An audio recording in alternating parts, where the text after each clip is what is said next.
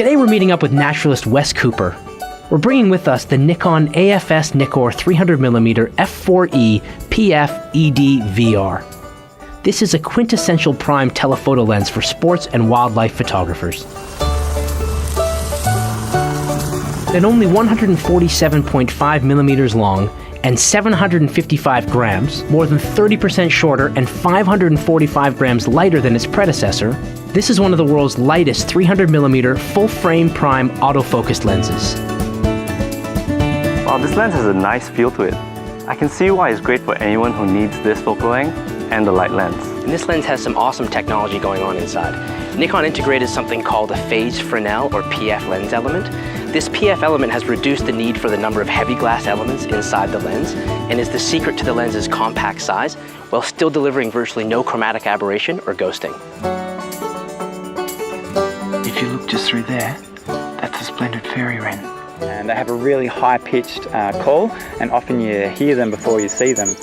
They've also been able to coat the front lens with Nikon's fluorine coating, which effectively repels dust, water droplets, grease, and dirt. This is perfect for today's outdoor shooting conditions. The bird I really want to see today is the white-naped honeyeater. They're a really interesting bird because they're found across a lot of Australia, but they look really different depending where you see them.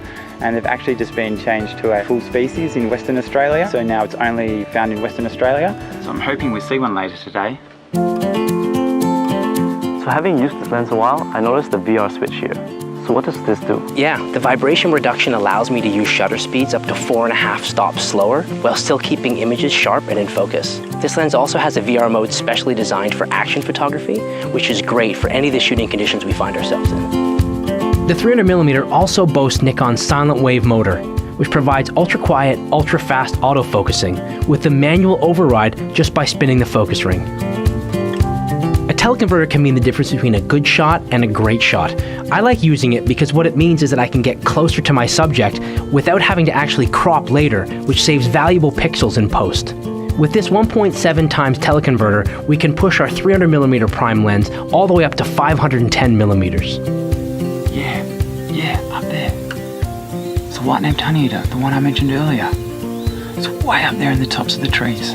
Yeah. Oh, you got crazy good eyes.